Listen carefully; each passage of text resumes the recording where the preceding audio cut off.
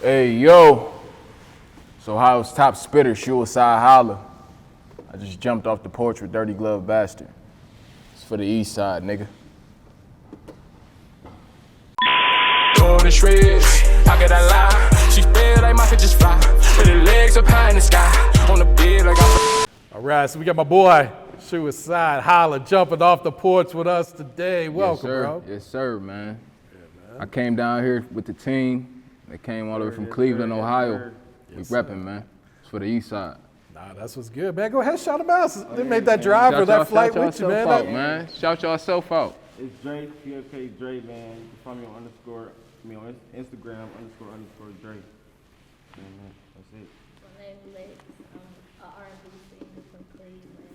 You can find me on Instagram. I am Lexus with 2 S's and 1 underscore. Cause Yeah, I'm from Cleveland too, but I stay in the area. Okay. I'll be rapping and y'all got a song in my body. You can follow me. MSC.AT. One Way Vaughn, manager, CEO, no good to label. Yes, sir. A couple artists going on. We missing a couple here for years. We about to get it right. VT. Shout out to V-Day too, man. X_Vaughn, 3 N's. Tap into the label page, no good to label. We on the way for sure. Good up, guys. So, yeah. Yeah, that's it. Hey, and my brother, my twin brother, he's supposed to be here too. Man. V-Day.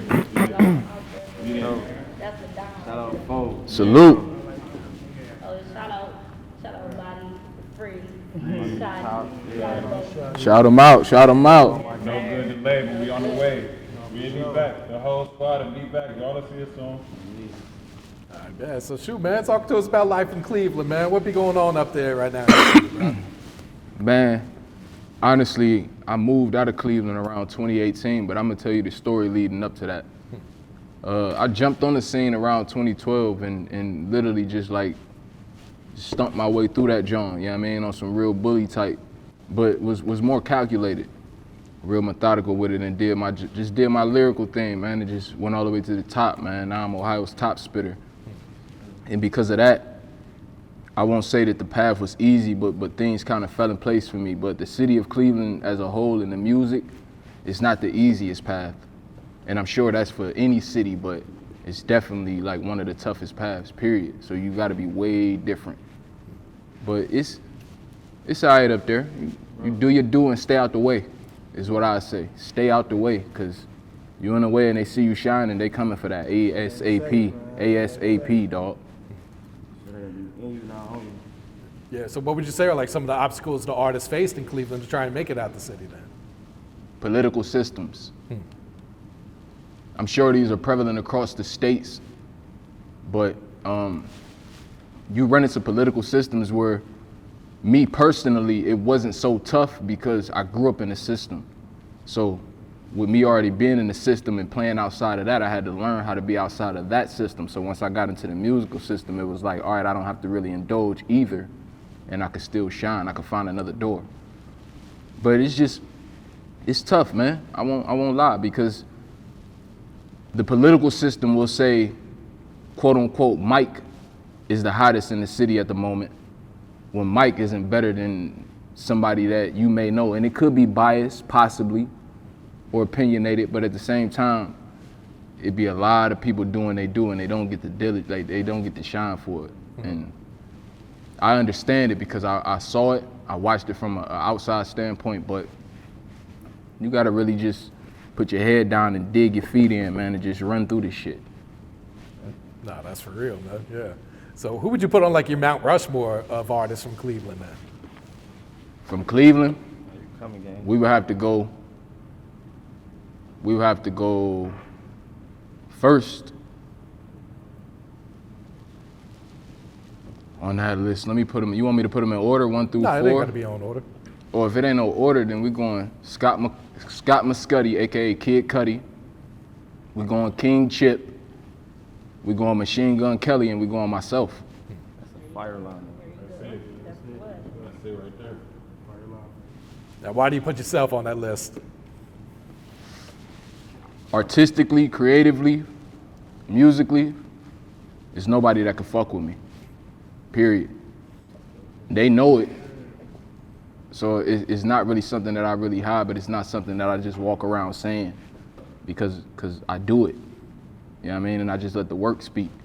Yeah, But it's inevitable. I feel that. So you mentioned you moved out the city in what, 2018? 2018. Okay. So where did you end up moving to, and what made you I leave ended the up city? I ended up traveling down to the south and ended up in the DMV around Virginia. Okay. And it was a good move, man. It cleared my mind up. It helped me actually elevate and evolve into the artist that most are seeing today, and I'm still evolving. Like when I was on the scene in Cleveland, because I wanted to stand out and because I had found my niche lane, it was just all about lyricism. And I just wanted to go straight to the top, just winning state awards over and over for lyricism, like 6 over like a 10-year span. So I don't just say Ohio's top just because to say it, you know what I mean? I really put these words together in a way that is different. So once I got down to VA and was able to get a clear peace of mind and just sit and relax, I started really dealing with the melodies and things, the real origin of Cleveland music, way back to Bone Thugs and Harmony and things like that, what got us known worldwide. So once I dug into that, man, I just became just a whole different beast, man. And now that I'm down in VA, I can just create freely. Yeah. And what's the music scene like in Virginia right now, then?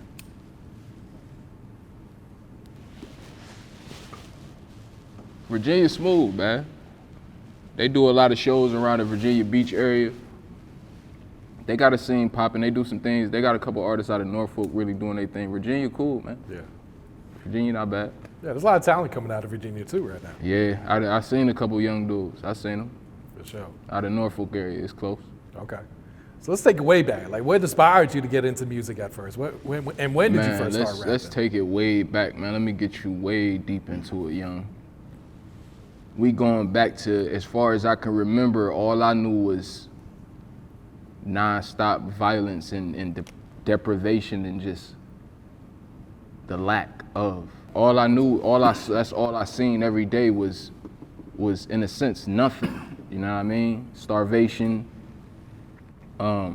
theft, crime, violence. So once I'm getting around school age, I'm going to school. It's nonstop fighting, things that try to deflect what was going on in the home, things that I was seeing, emulating. So we get around age 6.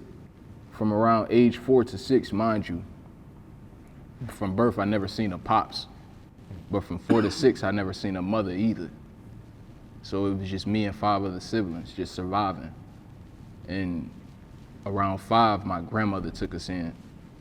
So we around like 82nd Cedar. Like if you know about Cleveland, you know about that area. Fairfax is the rec center over there. And we just surviving, man, doing what we do on a daily. Still, violence, crime is real high in Cleveland, man, if you're not hip.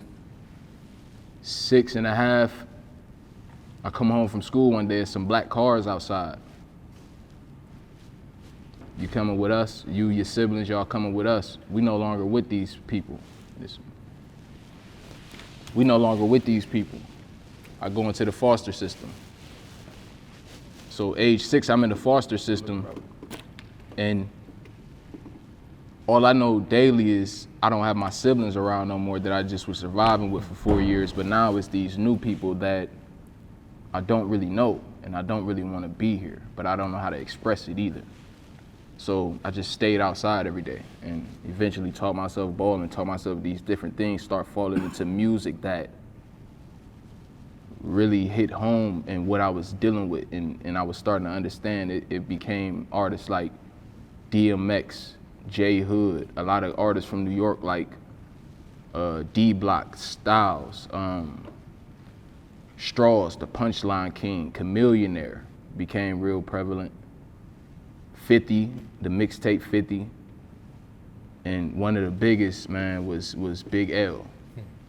And once I fell into Big L and the storytelling, and it was so close to what I had been through, man, it was just like, I think this is it. You know what I mean? I started putting the words together around like 13. Okay. And did you start releasing music at that time too, or when did that come? I was actually, I'm gonna tell you the whole story, B. Cause it's wild times, we on Dirty Glove.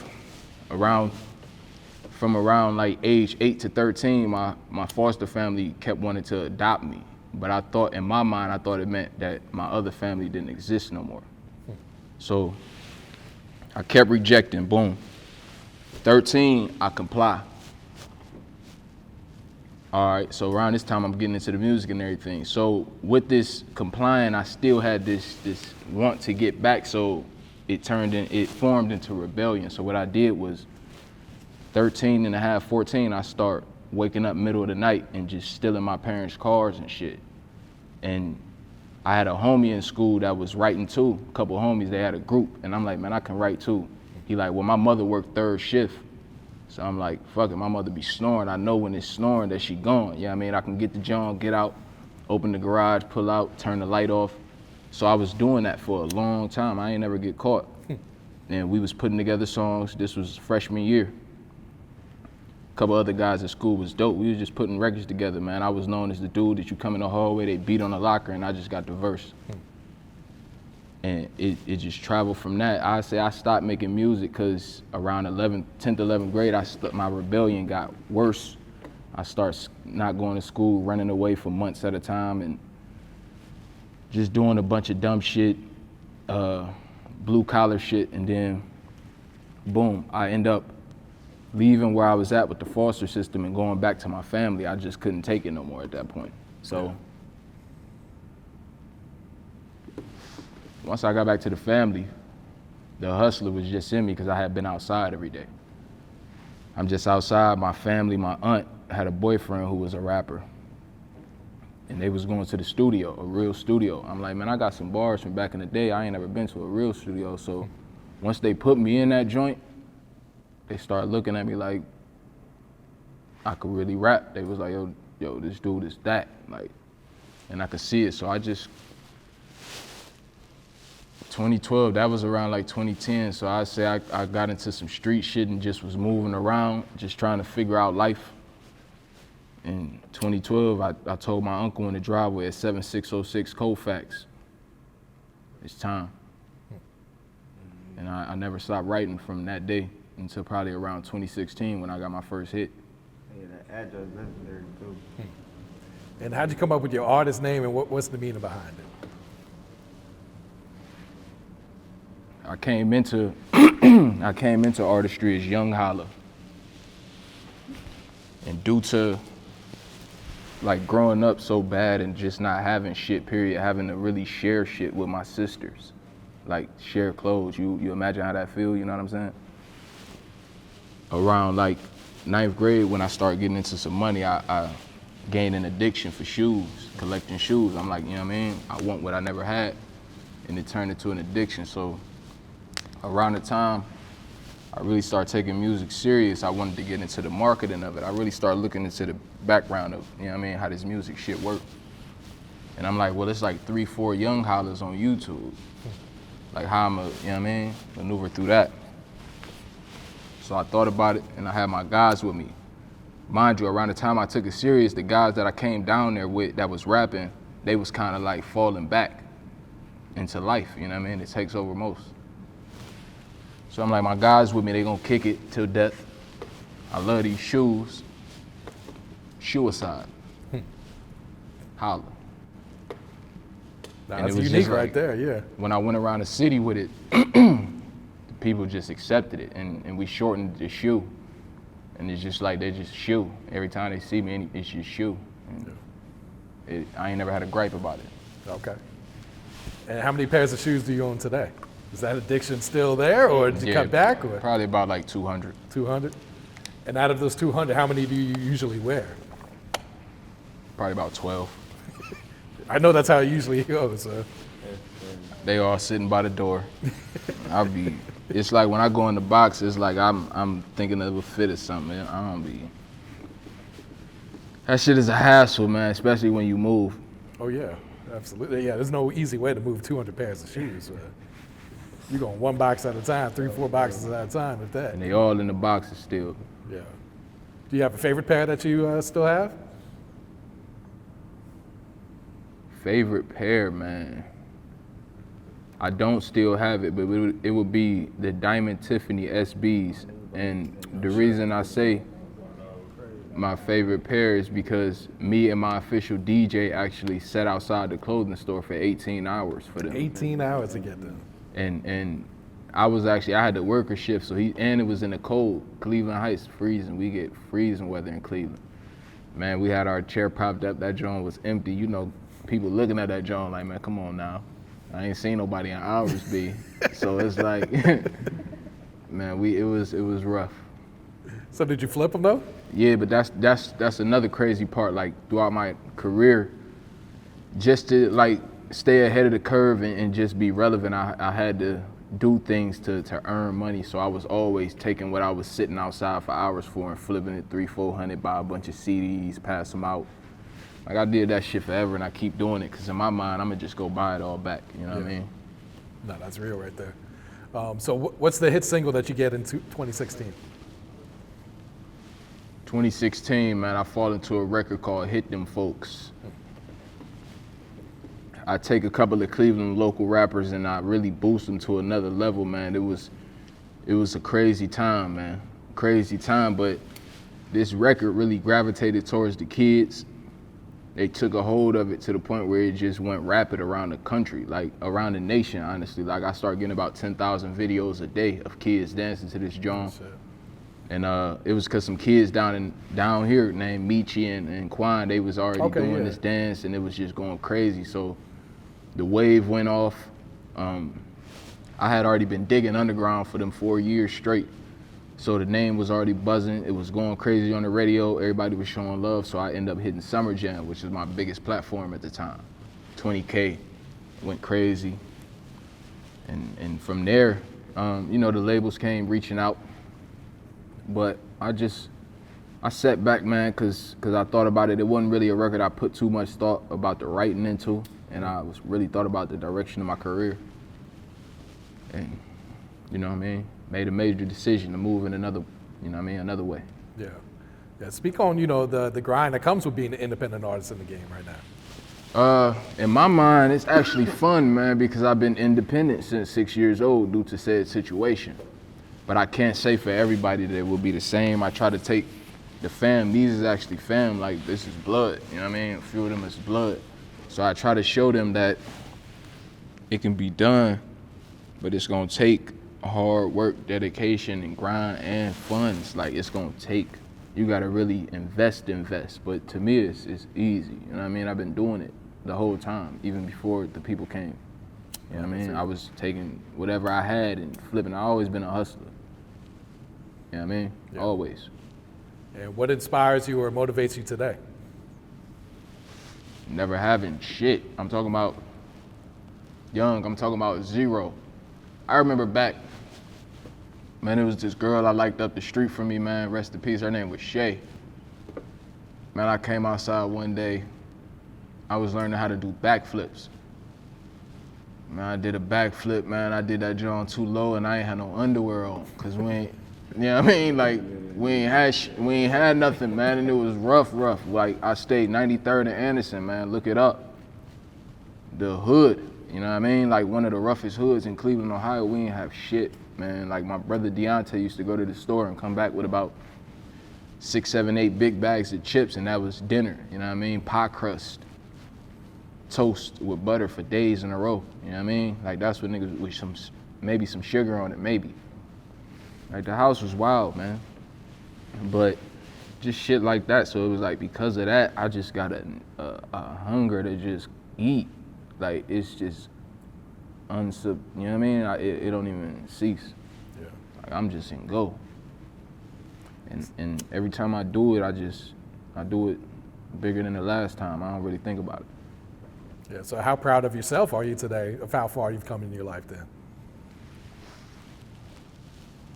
I'm proud, but it's so deep inside it don't really show. Because like it's not a celebration, it's step by step to me. You know what I mean? If I'm building this pyramid, I still got bricks to go. You know what I mean? You look at the self-actualization pyramid, it's steps to get to the top of that joint. Like everything I did, it was dope shit. I did a lot of dope shit, man. And I know I'm gonna do more, so just patience, drive, ambition. What's some goals you got set for yourself, whether it's short term or long term then? Short term, man, I plan on just turning up more with the music. I got some crazy visuals I want to shoot. I want to get my guys in path to get their shit in motion. Long term, I want to probably do some partnerships, some connecting up with some different people, and take off and go on another level, do some features. There's a couple guys out there I want to work with.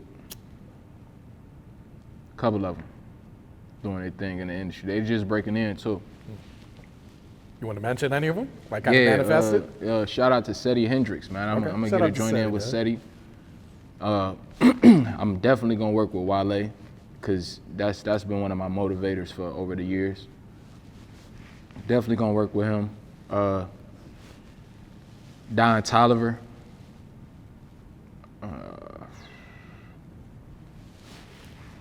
Man.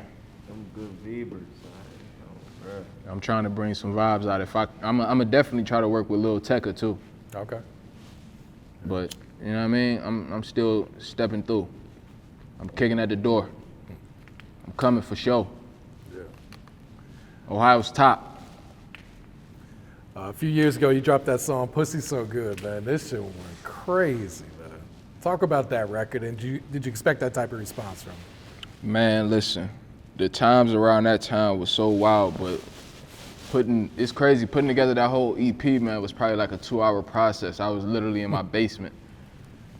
Put together this project, man, and I reached out to this shorty. I met up with her at this award show, and I pitched her the concept, and she was just like, let's do it. But, man, that was right around the time I was telling you I was starting to try to get into the melodies and everything, but Pussy So Good is definitely it's a crazy record to me, man. I honestly didn't think the people would take to it the way they did. Like, I got people that still reach out to me saying that's in their playlist nonstop. It's one of their top joints for me ever. To me, it's a crazy vibe, man. I'll never downplay it. It flew way different than I expected. Yeah. Visual by the hit 19 million. Yeah, this shit's ridiculous. Like, shit's out of there, man. Yeah, I mean, I used to think about, man, the amount of people that's just staring at me on the screen, like, like, come on, young. Yeah. I don't know what they doing over there, but the comments, they be funny though. What's some of the best comments you remember seeing then? This dude looked like Dave Chappelle, like all type of like, Dave Chappelle got him a freak and all type of like, Dave Chappelle. What else they say, man? Like, they be talking about the shorty, man, and that she naked. Man, it's some wild joints on there. A lot of it be love too. I could get a lot of love across all platforms, man. It's really the song starting to blow up across all platforms too. Okay, yeah. They gravitating away from the video. Yeah, talk about the project you put out last year, This For The Eastside. This For The Eastside, man. Look, man, the Eastside is what I rep, that's what I push, that's what I lead. That's the whole east side of Cleveland, Ohio, man. If somebody want to step outside of their pride and walk with the movement, be my guest. Just know this for the east side, man, until I'm done. And you see that 3 up high? Shu did it. But man, I put together that project because it basically embodied everything I just spoke about. You know what I mean, as a whole, and what we dealt with and all of the good and the bad. Like everybody said back here, it get real wild, it get real deep. Like, one of the heavier drawings on there was prevalent to a street I spoke on earlier in the interview. Like, I got Lil Cuz with me, like, I really want to let him and the rest of them speak on that situation alongside me. That was in a I say probably like not even 12, probably a 9-month process. We lost Cuz, auntie, and uncle, all out the same crib. They used to be stuck together, and they all left. Like, go ahead, speak up, speak on it, man. It's crazy, like, they all left one by one. Like, I was 2019, I was in school still, high school, just trying to get through playing basketball, you know. Got a call, phone blowing up, like 7 a.m., I'll never forget it. For real. 7 a.m. my phone blowing up. I'm like, what's going on? They called me. They like, yeah, your mom in the hospital. She wouldn't make it. But I'm just waking up, so it's like, it's crazy. Like, it's just all like, it's hitting me. Like, and I get up and I just go crazy. Like, so on and so forth. So that go on. My brother, he in the deep hole. Like my brother in the deep hole. Because like my mom, like that's his best friend. Like backbone. Like he needed her. So he was like, he was stuck. Like I don't really know. It's like it's crazy. Like so that go on 2020. I graduated. So I'm sitting in the living room. I was just about to come down to Cleveland too. Like, I'm about to come down there, visit my brother, you know, because I know he's been going through it. So I'm about to visit him. I get a call. I'm like, no. They called me. They're like, your brother in the hospital. I'm like, what? Shot in the head. I'm like, nah, not my brother. We never just go like that. You feel me? Crazy. Then 2021. That was same year. Same year, no, it was the same year, you're right, exactly. Same year, a couple months. My uncle. I lost my uncle. His mother's brother. My mother's brother. And I lost my brother. So 4. Within a year and a half. That's rough times right there. I speak about all that on that project, This For The Eastside. I speak about coming up in the system, coming way from the bottom, like when I came back down to the hood, like I moved in with my aunt, little cuz, and the other little cuz. And then my little cuz, Tasia. And it was just like, I basically watched them grow up. So from my standpoint, I'm on my way to Cleveland. This, my aunt, she like my mother.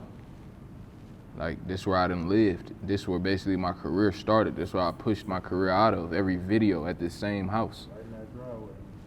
Real. So I'm on the road. I'm talking to just a shorty on the phone. I'm on the road. I get a call from my sister. I tell shorty, I'm gonna hit you back. My sister like, tell me my auntie not gone. You know what I mean? Tell me my auntie not dead. I'm like, what you mean? And she kept saying it, and she was frantic. So I got an 8-hour trip up to Cleveland. I was going every other month at the time.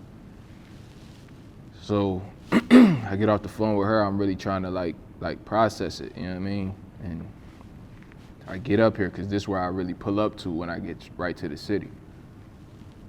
So my aunt really gone. Like, I got all type of shit that I gotta do while I'm there. I really go up to the city and move around, but she really gone, and I already got all this shit. Like,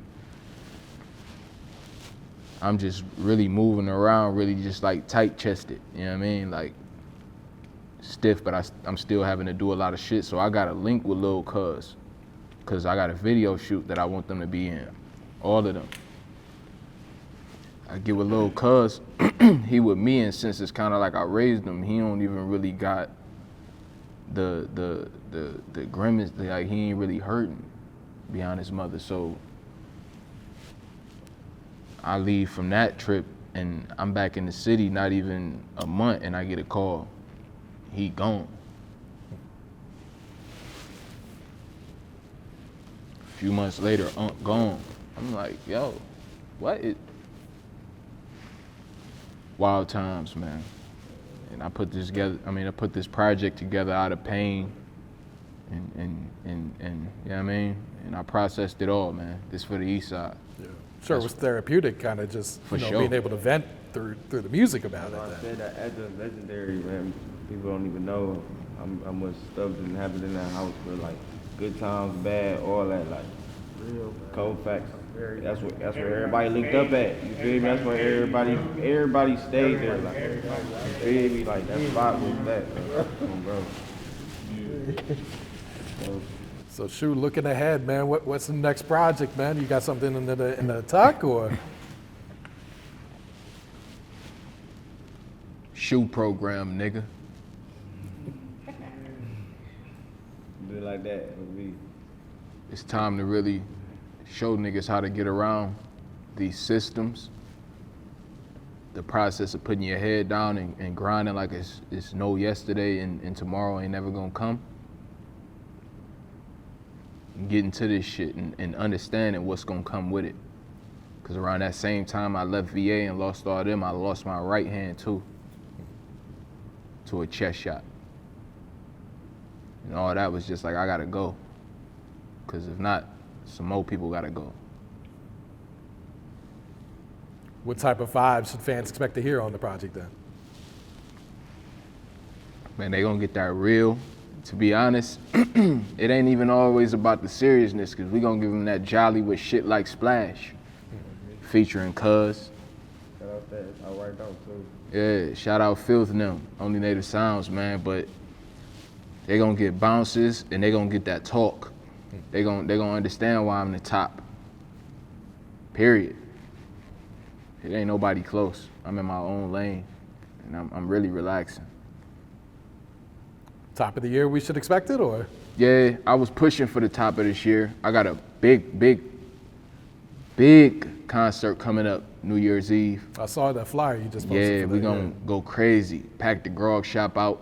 And I don't know, man, maybe around my birthday, which is the top of 24, man, I'm gonna have something ready. It's gonna be like an EP. Okay. I'm gonna have something ready, man.